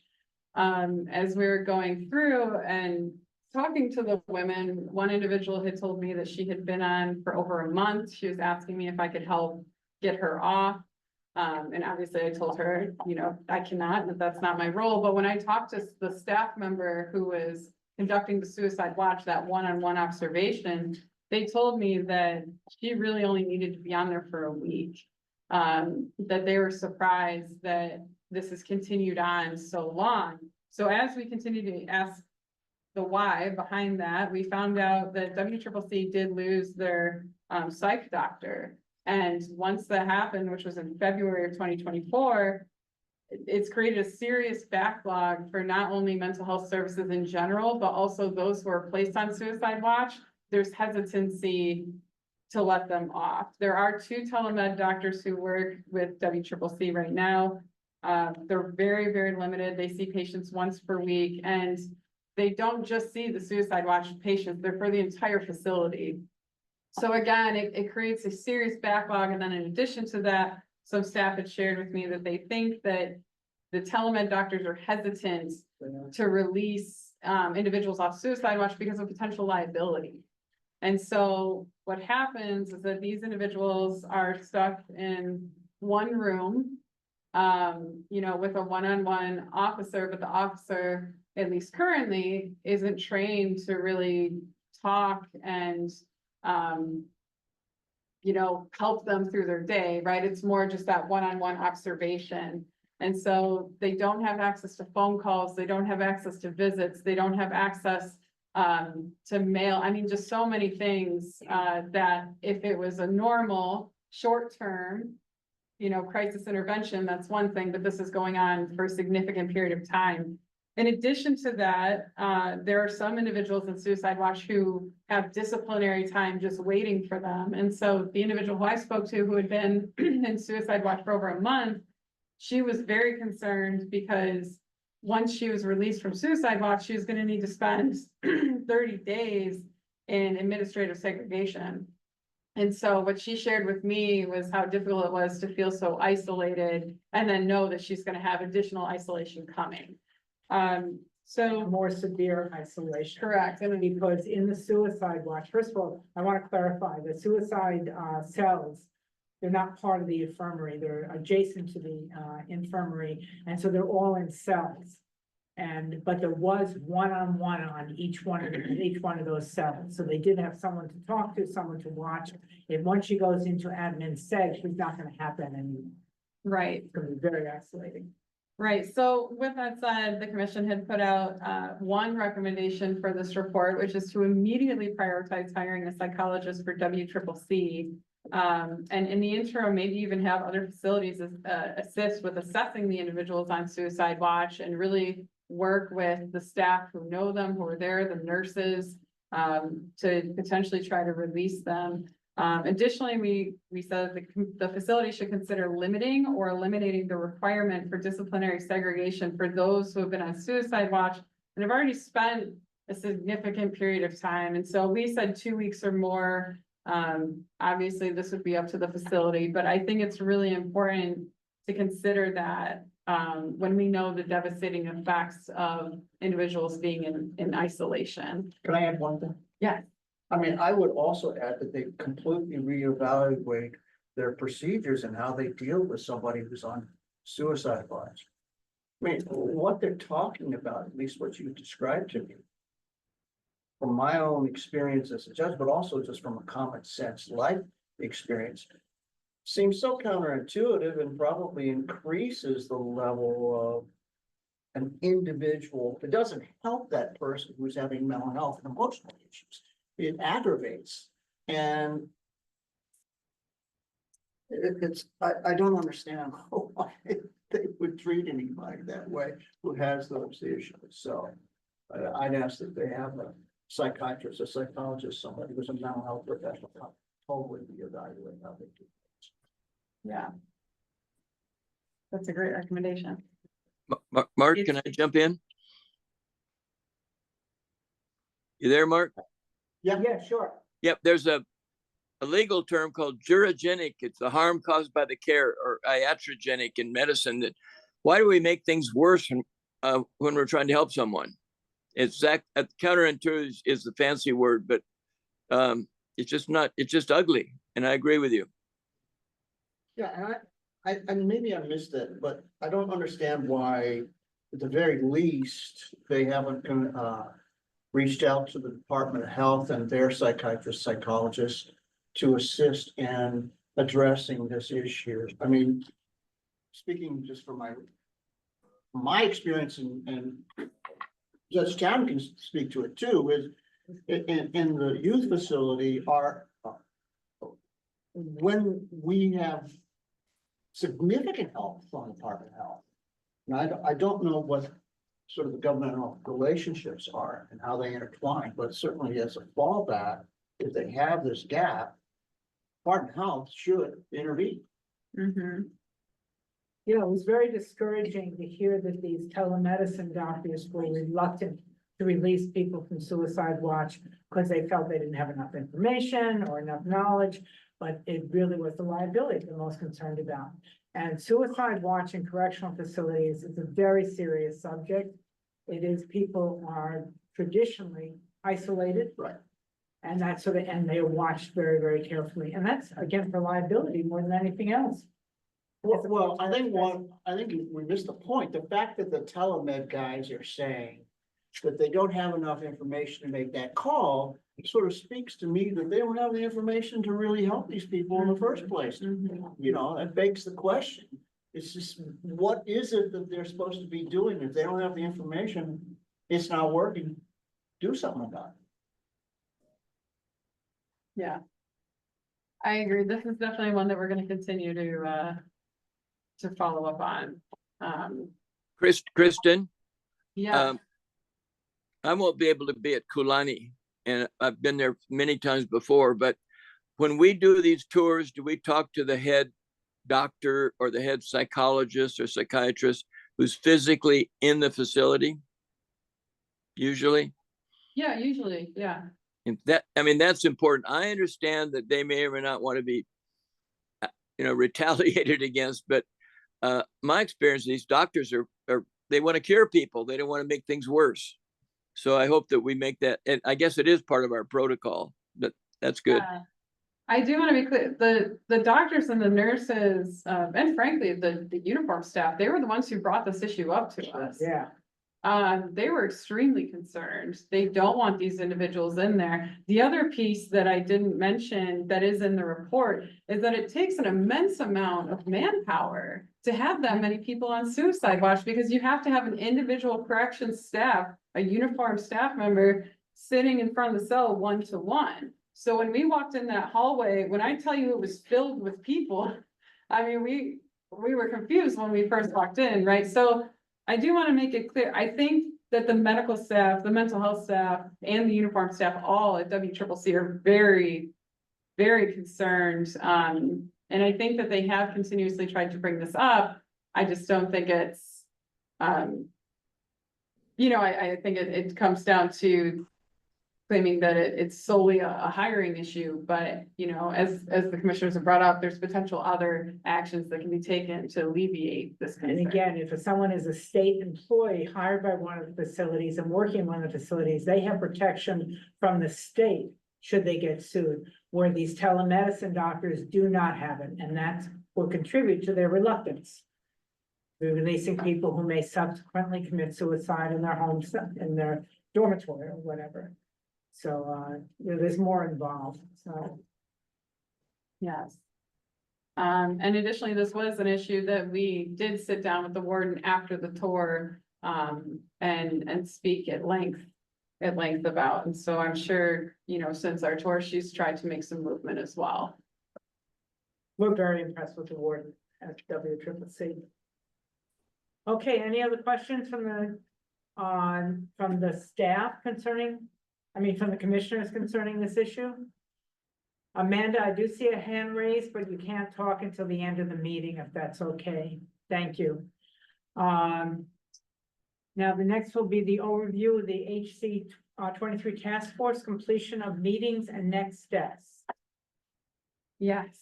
So the HCR 23 task force did have its final meeting. It has been quite the process to be a part of this task force. But the last meeting was concluded on September 12th after having findings presented from the Council of State Governments and also the Criminal Justice Research Institute. All of that information can be found on the Commission's website. There's a specific tab for this task force. Ultimately, I feel torn to announce that a decision was not made as far as recommendations that can be put forward. This task force, for those of you who might recall, was created specifically to determine if justice was best served with the parole board setting the minimum terms of confinement. And so in this state, we don't have the judges do it or have it set by law. We have the parole board set those minimum terms. This task force was required to really look at that process, to look at other states.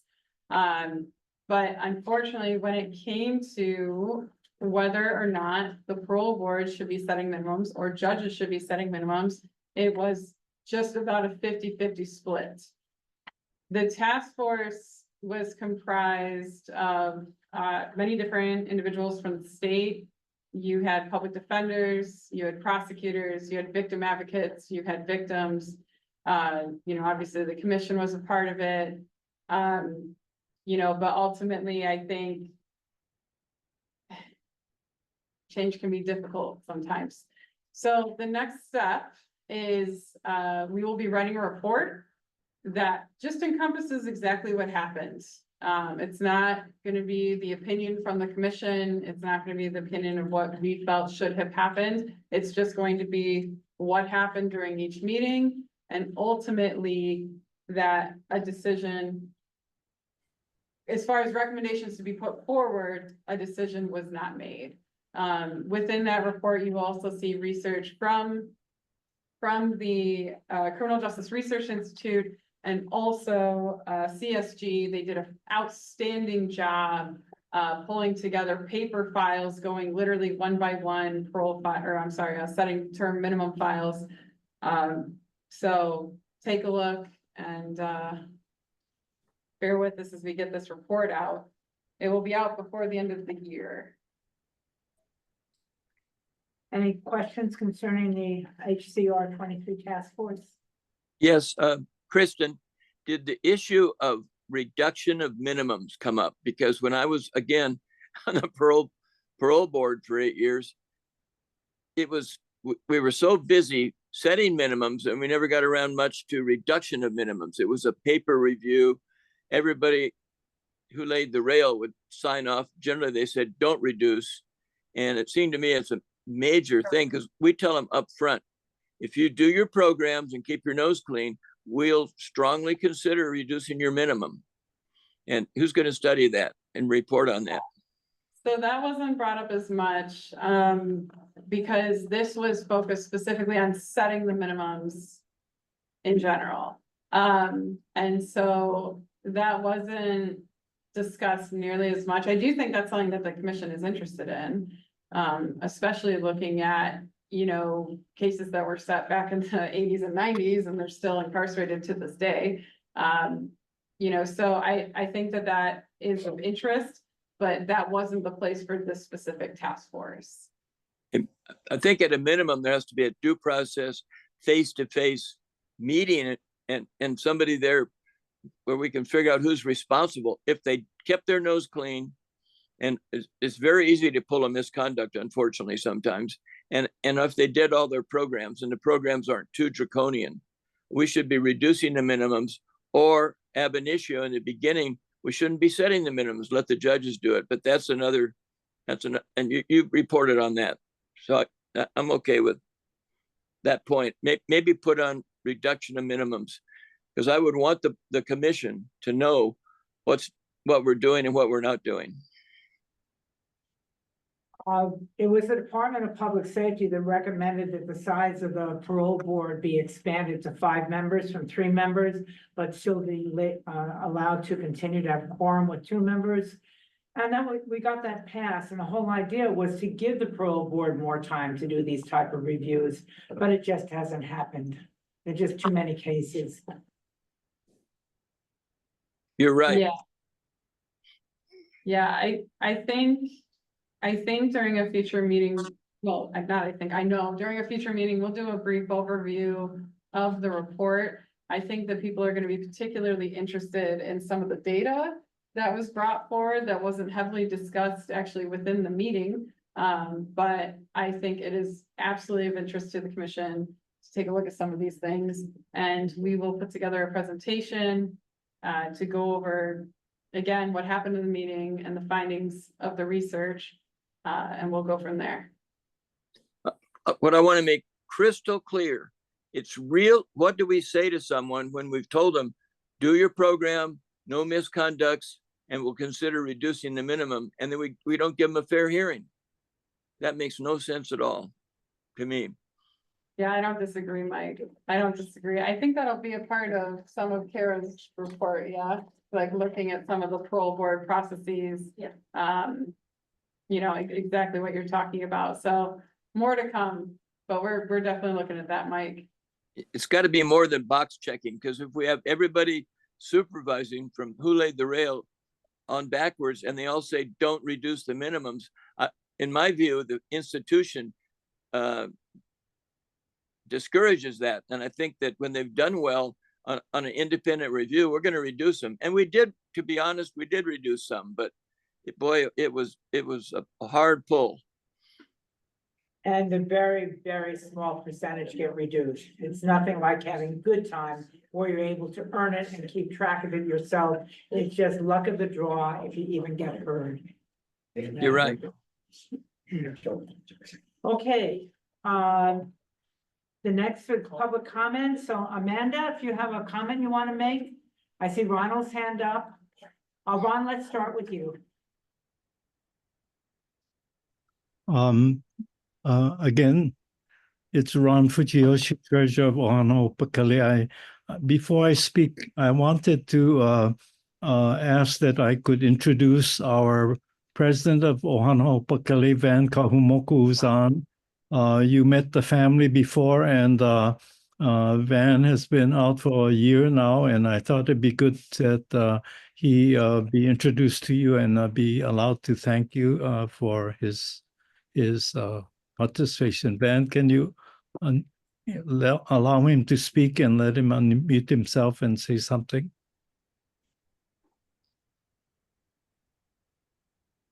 He's asking Kim Guy. Yeah, so where is he? He's right there. Van, can you unmute yourself and say something?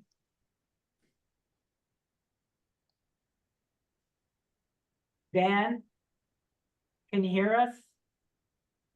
I don't know, maybe he's frozen or something, but, and then I wanted to speak, but I'm hoping that, right there, he's unmuted. Van, go ahead. Okay, Dan. I'm not live because I had to use a photo. Okay, but you can hear me talking. Hello. Yes. My name is Van Kahumoku. And Ron wanted me to come so I can thank everybody for all the help they gave me to get out of prison. I appreciate it. Dan, you have such a supportive family. Mm-hmm. Yes, I'm with my supportive family. I'm living in Hawaiʻi right now. And the process for me is a little rough on the VA, because the VA is overcrowded. And then I was at AAA, and then AAA had some other problems. So I haven't processed that much to medical, but I have 100% disability for Agent Orange, and I'm working on the PTSD. I want to thank everyone, Judge Townsend, Judge Ibarra, and then Christine, the ACLU people, and without you and my family, I wouldn't have come out. At the time I was notified, I had already accepted the fact that I'd possibly die in prison. And then I looked around at me in the infirmary. I seen all my cousins dying, one by one. 9 people died while I was there. And every one of them I was related to. And then somebody left the prison, and when he left, he had cancer and he died in Hawaii. I mean, in Maui. And his last name was Kauai. I appreciate coming out. I have some agendas I want to work on, and Ron said that as the president of Ohana Ho'opakele, I have a problem with being the president. I have no facts on the data out here. I'm missing a whole lot of information. So I spent the last year on the local TV catching up on what information I can. I can play guitar better. I learned how to play guitar. I can play ukulele better. But putting everything together, I'm involved with, I'm following the ACLU. I'm involved with some stuff with some of my family. Keanu Sai is one of my cousins. Palutapu Deadman used to be the president of Ohana Ho'opakele, and he's been working on the volcanoes. He's my cousin too. And then we have other inmates within the whole prison system I looked at and I talked to over the years. My problem is I couldn't see them hurting.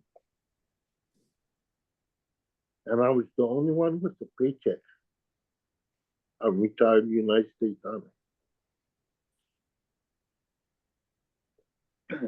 My problem is when I shared the money, they told me I was breaking the law. I tried to look for the law, but it was just an administrative ruling up in Tagaro that one of the assistant wardens decided to make up. And he terminated Ron Fujiyoshi from making contact with me because he was an activist. Just because he went on Mauna Kea. My whole family was up there. You know the Indians that were up there? They're my cousins, blood kin. We had 29 Native American nations that I'm related to by blood. And we're in Hawaii. And I have family in Russia, I have family in Germany, I have family in England, all over the world. There are Hawaiians there. When I went to Pennsylvania, Virginia, all those places, I found them. My brother does the same thing. I love my brother George. He's a little determined. Without him, without my sisters, I would never have gone out. So that's all I got. I got only 3 minutes. I don't want to overextend my boundaries. Thank you very much. Appreciate it. And Ben, I hope you can continue to attend our meetings because we do not have that many house participating, and your voice is very important. I have put together a bunch. My problem is making communications with them since I'm still on probation. I haven't gotten clearance for my parole yet. I have gone to other islands. but I have to worry about whether I can make contact with them or not and violating other rules. I would like to have permission to vacate some of that stuff and go on, because my job, as far as I'm concerned, is the freedom of my nation and reducing the amount of people we have incarcerated to a point where I would like to see it at 0. That's just my thing. And that's using cultural and Hawaiian judicial edits that are already in place. Thank you. Thank you, Van. So Ron, did you want to add anything? And I got to ask you, keep your comments to about 3 minutes because we need to wrap up the meeting. Yeah, I'm not sure if Kalehau Kamau is on. If he is, he was going to talk about the makahiki at Saguaro. Kalehau, are you on? Are you the iPhone 44? Maybe he's Yes. not. I'll try and be short. You know, we always appreciate the oversight commissioners and the staff, and sorry to hear that Kara will be leaving. It's a shock to me. But we are, you know, always hopeful that with the staff and commissioners that, you know, the system will become more rehabilitative. And so we wanted to say that up front. I'm an advocate of the participation by the public, and so even on the HR 23 task force, I think at the beginning ACLU was very strong in saying there should be more public participation. And I think if you saying the vote was 50-50, I'm surprised, because I think people were more to get the judges to make the decision. But when you stack the deck with those professionals, then they're going to argue very well for what they say. So therefore, you know, I'm not surprised that the result was so close. But I think if you had more Pahau families, public, other people, then you would see much more of voting switch on the side of having the judges make the decision. And so it's how you set up the process in the beginning.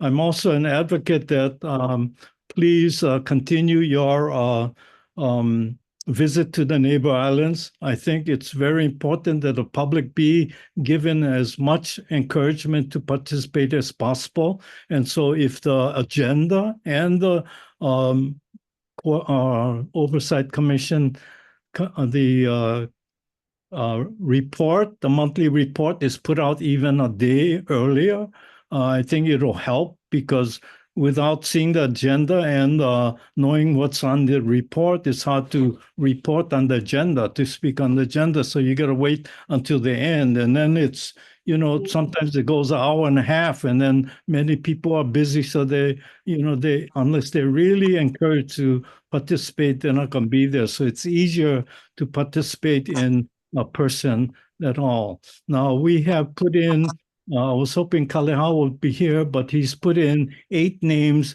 to join the Makahiki observation in Saguaro, which is on November the 13th. It's a Wednesday. And I really think it'd be encouraging if the commissioners would choose one of you and one of the staff to join us. I think it would really encourage the men inside who've been doing the makahiki all these years. And even if there was someone like Sana, you know, from the staff now, which is on rehabilitation, to join us, there'd be a kind of united group to show and encourage the people inside that we are united to move the whole system to be rehabilitated. And I think it'd be really helpful for them. Thank you very much. I just saw something pop on the screen, time's up. What does that mean? That lets them know it's been 3 minutes. Oh, we're gonna shut down in 3 minutes. Amanda, let me go to you next. I'm sorry, we have more hands up. Amanda? Hi, I'm Amanda McKeo. I'm over at the Restorative Justice Program over at the prosecutor's office in Hawaii County. I just wanted to, because I used to be a former therapist for a couple different places for juvenile incarceration, and then even at intake at HCCC. So just going back to the suicide watch, it breaks my heart to hear that. But just advocating from a mental health perspective as a therapist, it's extremely necessary to have an on-site psychiatrist making that kind of determination, not just because of somebody suing or anything like that. It's the fact of a loss of life, and also the public safety factor of that too, that possibly releasing that inmate too quickly could harm another inmate or staff member, and just that weight of somebody potentially hurting themselves. So I really feel, I put it in the chat, but if you were to be able to maybe do a cost benefit analysis of how much you're paying all those guards to be on the floor, and leverage that number to make sure that a floor psychiatrist is paid more competitively and appealing, because it's a lot of money that psychiatrists make outside of corrections. And it's a very dismal place to be a psychiatrist, and a lot of liability to be a psychiatrist within a facility. So that's just I just wanted to advocate for that, like making it competitive or more appealing. Because just in my opinion, it's extremely unethical for any service provider who cannot get a full assessment or full picture to remove a supportive situation like suicide watch. So it's unfortunate, and I hear that those folks are suffering from staying inside too long. But all that those mental health telehealth providers can do is really put a band-aid of supportive care in the interim until a full proper assessment can be handled. But yeah, I just really didn't want to get on a soapbox, but just wanted to advocate from a mental health perspective, that it's important to have that kind of level of care there to make that determination. Shouldn't be on the guards, and it shouldn't be on a telehealth therapist or telehealth doctor. Thank you. Thank you, Amanda. We're gonna get kicked off. No, we're not getting. kicked off. Oh, okay. The time is for them to know. Martha, I have something short. Can I keep it short?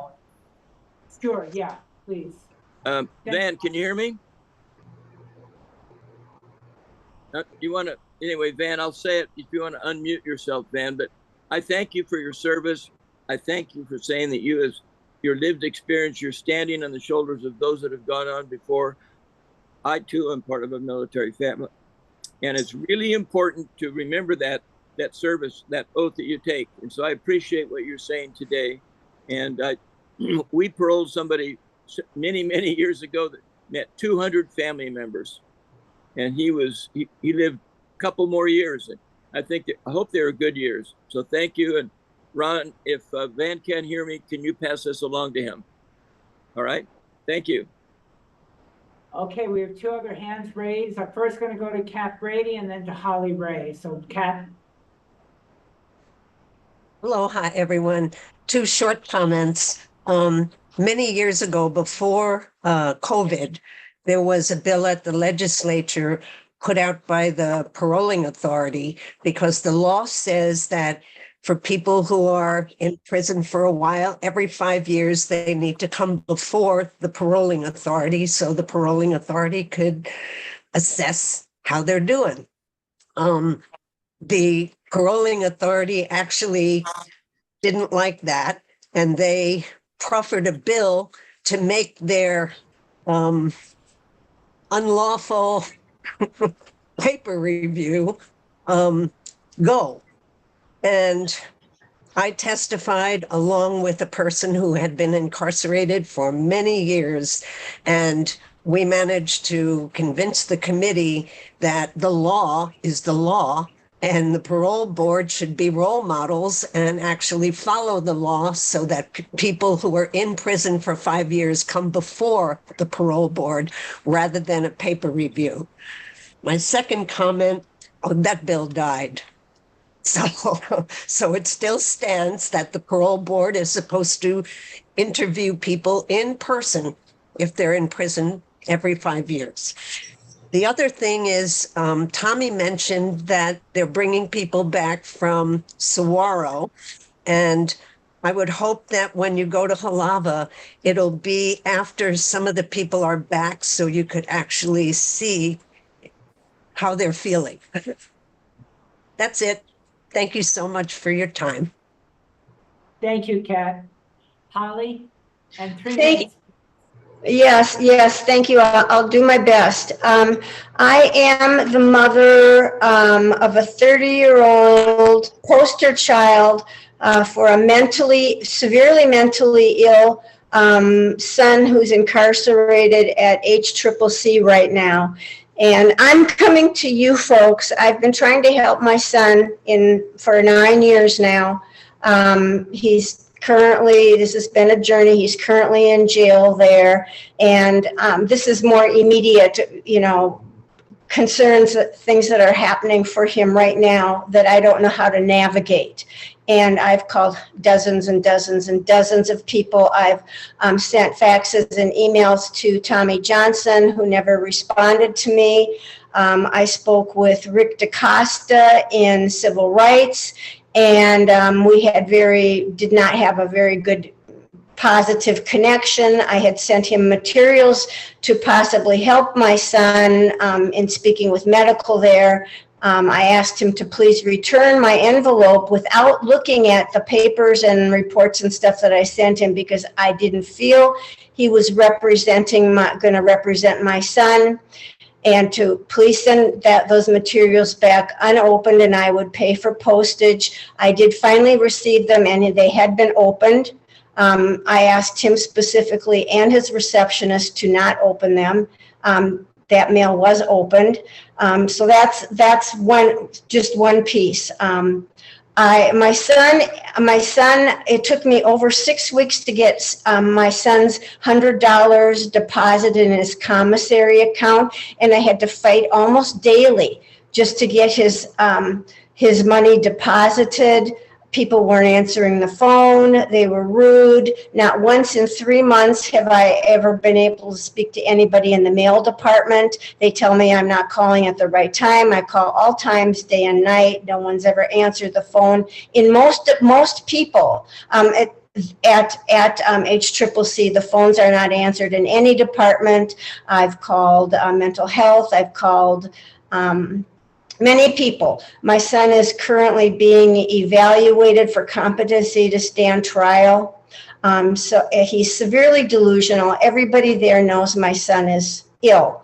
They don't know how ill, because as this one therapist has pointed out, no one's taken the time to really get the background and give him an assessment that would truly reveal what his issues are.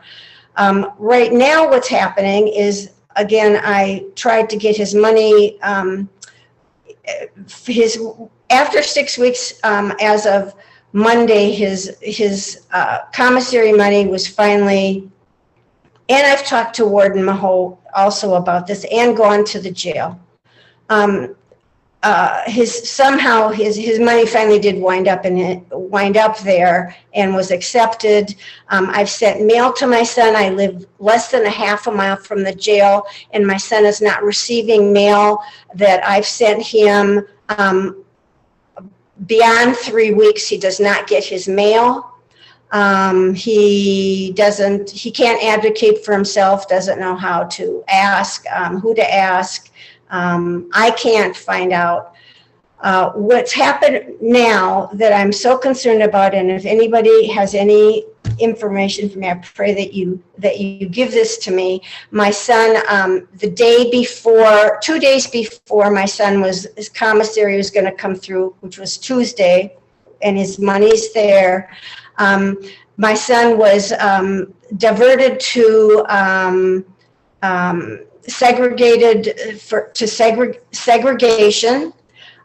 He was taken into a room, and my son, I believe this about my son, and I know that he's telling me the truth. He was taken into a room because my son is nonviolent and scared. He's not a tough guy. He was slapped twice by a guard, taken into another room, slapped twice by a guard. He's put in segregation now. His privileges are taken away. He can't get his commissary money. he can't make phone calls anymore. And he was calling me 2 or 3 times a day. And this was helpful for him because I was playing him music and talking to him, and it was helping him keep mentally on track. Now, all those privileges are taken away. I asked him what the reason for this is, and he said because a number of weeks ago, he did graffiti in the jail. And I said, what did you write? And he said, E equals MC squared, because a lot of his delusions are scientific and quantum theory. He has those types of delusions.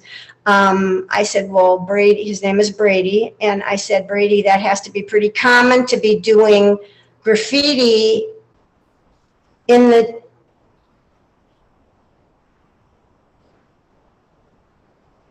I don't understand why ladies are talking when I'm speaking. No, you're providing us with so much information. I know, so I want to know how to help my son, because I said I've read the statements that he's supposed to be given some kind of committee hearing when he commits his infraction, which was graffiti. Doing graffiti, and now he's in segregation, and all of his privileges are taken away, and he's been slapped, and he can't advocate for himself, and there's no one I can talk to about this. His public defender is busy, and she does not return my calls. She does not return his calls. He writes her letters. So I'd like to know what I can do. My son is being hit by a guard. He's had privileges taken away for something, to me, that seems a pretty small infraction, like doing graffiti, which I'm sure happens there every day. To me, it seems if I'm imagining it, it seems interesting that the privileges were taken away exactly the day before he was supposed to receive his commissary, which I had fought for 6 weeks to get inserted into his account. And so if any of you people can tell me what to do or who to speak with, please, I'm asking for your help. Holly, what I'm asking you to do is we provided you with the email address. If you could write this down, because Kristen can follow up. But unless you provided us with so much information, we need that written down so we can get it. So we're asking for that. So Holly, I have family members contact me very often, and I never ignore them. And I'm so sorry that happened to you. State government, people who work in the state government should never ignore the constituents who come to them. So I'm really sorry that happened to you. I just need you to contact me with your son's name, and then his ID number, and then I can start looking into that for you, and we can talk on the phone today. But I need your information. So if you can, do you have email? Would you be able to email me? I do, and talking to you would be much easier, because as you can tell, it's kind of a long, involved thing, and so very frustrating for you. If we could speak, well, yes, because this is happening now. My son's still in there for at least another 3 weeks, and I'm desperate for my son. George is gonna put our office phone number in the chat, and so give me a little bit of time after the meeting. Give me maybe an hour after the meeting. That'd be really helpful, and then we can chat today. Okay. And Holly, there are 2 of our community advocates and providers, Chaz William and Kat Brady, that are listening very careful to you. Chaz, do you have your hand up? I do. Okay, so please, Chaz is a community service provider and helps a lot of inmates. So please, And I think in your case, I have a client who within the last 3 months has had his eye socket broken and his nose broken by that same group of people that you're referring to. My fast and quick advice to you: you need a private attorney. And No, sir. Wait, stop, because I'm 73, and I live on $13,000 a year, so I don't have that ability.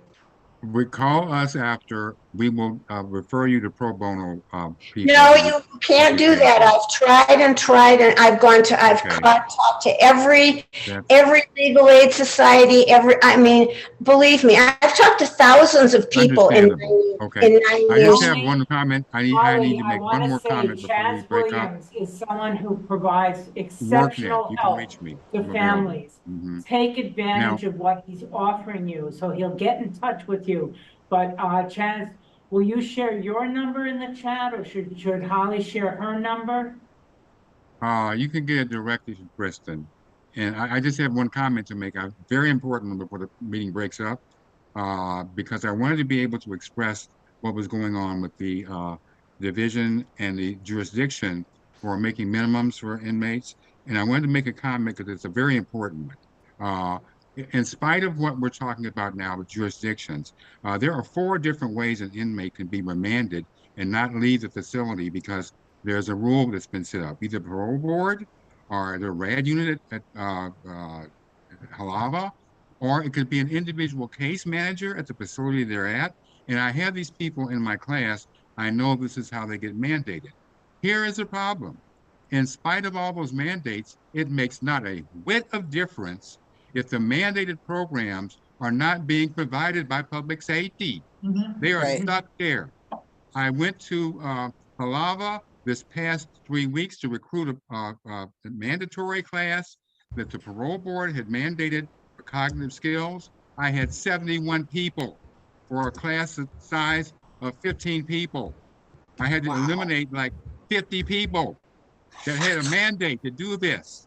This is crazy because the system has not provided mandated programs. So it makes no difference if you tell the inmates, here's an incentive, do your programs and you'll get out, if there are no programs for them to do. Okay, so that's something very important we should be addressing. I've discussed this with Max, I discussed it with Tommy, and those are the two past presidents, directors, and I've been told that something will be done about it. What we're doing, what WorkNet has done, is sought and gotten outside funding so that we can provide these services to the inmates so they could get out. Not a cent from public safety. Thank you, Chaz. Thank you. And Holly, when you contact Kristen, she can give you the numbers for Chaz. And Kat, did you want to add anything? Kat Brady? No, okay. But Kristen can give you Chaz's number. He has a lot of experience. It's worth talking to him, okay? Well, I thank all of you people. You are my heroes now. I wish I had somehow stumbled on this because again, I've been on this journey for 9 years in many anyways to help my son. And I don't know what you hear about what happens day by day. And this is what's going on at HCCC. The people are rude, they're mean, I believe they're being punitive. I believe they might be punishing my son because I've caused too much trouble for them. And to me, it's not right that your main person, Mr. Thompson, although Tommy Johnson, although I'm sure on a large scale he's helping people, I believe he should have responded to me because I was sending him copies of the receipts that I sent, and dates that I sent my son's money to HCCC. Actually, it was Mayor Mitch Roth that told me to contact him directly, and he never responded to me. And people here at HCCC don't respond to me. They don't answer the phone. Warden Mahone doesn't answer the phone. You guys are heroes, and I'm so glad I've met all of you. I'm glad I've met all of you. What you're doing is heroic. What you're trying to accomplish. Your son deserves better, and we will do. He does deserve better, and he is very sick.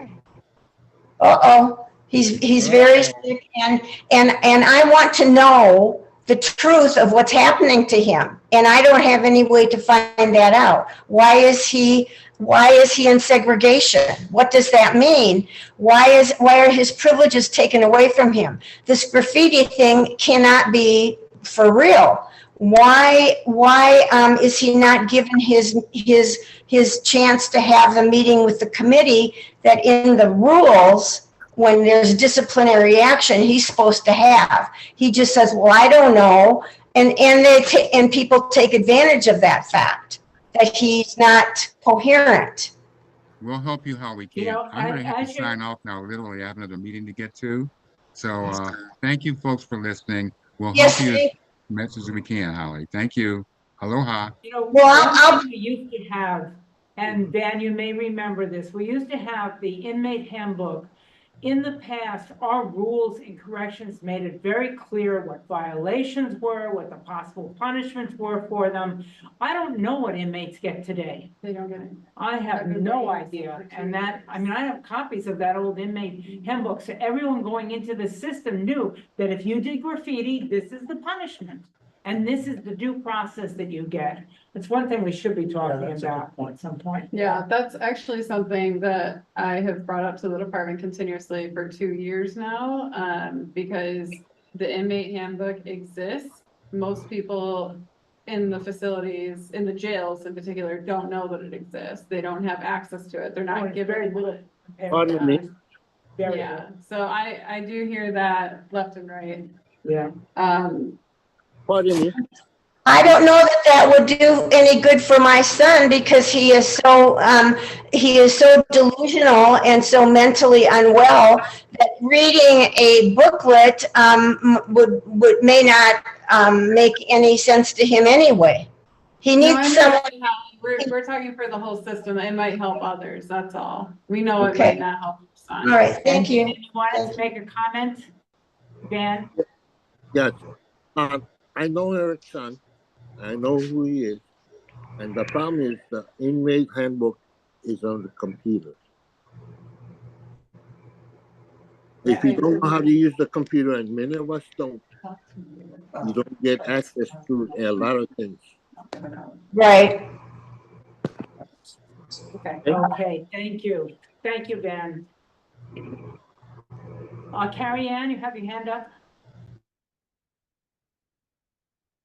Aloha, Commissioners. I just want to make some comments on some of the agenda items that was discussed today. One, hearing about the department's proposed budget, which again is focusing on infrastructure, bricks and mortar, is distressing for the ACLU of Hawaii. And I'm sure many community advocates who have been advocating for decades for alternatives to incarceration, from puhonua to diversion to community-based reentry programs. And I would just encourage the department to take a look at the model that has been successful of, instead of maybe possibly hiring more case managers inside, one consideration is to hire more case managers, community workers to reach into the facilities and start that process of reintegration and reentry from day one, building that network of support so that when they leave the jails and prisons, there's this seamless continuum of care. The MEO Best Reintegration Program had that model and has been very successful. So something to consider. Regarding the high number of women in suicide watch, I think part of it is, we're discussing the necessity or need to have an on-site psychiatrist. And while that is important, and I defer to the health professionals, I think the larger question that we're still not answering here, it begs the question why so many of the women who have mental illness, other challenges, are even there in the first place. Is there an absolute need for them to be there? And I would submit on ACLU's perspective that many do not and should be diverted and being supported in the community, rather being locked up and placed on suicide watch and then transferred to more solitary confinement, which, as we know, by the United Nations has been deemed as torture. In terms of the Hawaii Correctional Oversight Commission, given your influence and your relationships with the community, you've often talked about systems changes.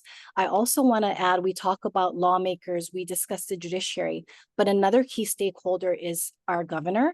And I would encourage all of us to continue to ask the governor to embrace his clemency powers and to utilize and issue pardons, commutations, which can be used for people to move forward in their life and to decarcerate.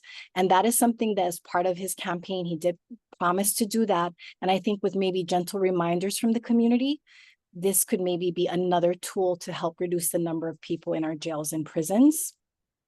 And regarding this sort of triggering idea to trigger a time for an inventory, I was pleased to hear that Director Johnson is saying that they will take a look at the rules to see if some of the rules might be the barriers to returning people home from Saguaro into the different jails and prisons and then into the community. But I also would say that over the course of time, it hasn't just been an issue of sending people to Saguaro right now because of quote repairs.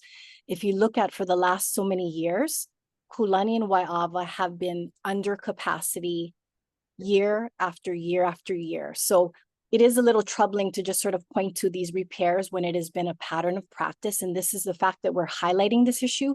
I'm hoping that there can be a true inventory to see who qualifies today and to look at movement and bringing people home. And Carrie Ann, it's not just the minimum beds, it's also the furlough beds are empty in many places. Yes, and that's even more distressing because I know how critical furlough beds are to helping people successfully. When we were on Maui, there were only 2 inmates participating in furlough. I just think about the capacity, and I know in the past the number of people that were on work furlough. And then lastly, our colleague Ron Fujio, she already mentioned this, but I really am disappointed to hear about the outcomes of the HCR 23 task force. I know that oftentimes the stakeholders, it is a political decision upon who's included and who's not. And we did issue the caveat from the beginning at the one and only community meeting that if community stakeholders and justice advocates who are not named to be at the table, people who are justice impacted, we see now what the results are. And my hope maybe to salvage the time and the energy from you and from all those who did gather, if at least at minimum, even if there was a 50-50 split, to include the recommendations, policy recommendations, possible legislative recommendations, even if there was not consensus, because lawmakers are looking to the task force for guidance and possible introduction of legislation based upon the feedback from the task force. And so again, I'm not trying to point fingers at anyone in particular, but I think it's a lesson for all of us and for even our Clean Slate Task Force. Even though there are a number of kind of criminal justice advocate stakeholders named in that, the intention is we have the capacity to do permitted interaction groups, which is like working groups. And my hope is that the Clean Slate Task Force will do that. So we get as much feedback from community members as possible to drive recommendations to shape systems changes. So thank you all for the opportunity to testify today. Thank you, Carrie Ann. Well, I see no more hands up, so we're going to adjourn the meeting. And our next meeting will be Thursday, October 17th, 2024. And Ron, it's going to be on the Big Island. So we're coming back to the Big Island. We're going to visit Fulani on that day. Look forward to seeing you. And Holly, you can attend in person also. So it'll be on our website, but we're going to be at the college is where we're going to convene our meeting. Okay, thank you very much. Aloha.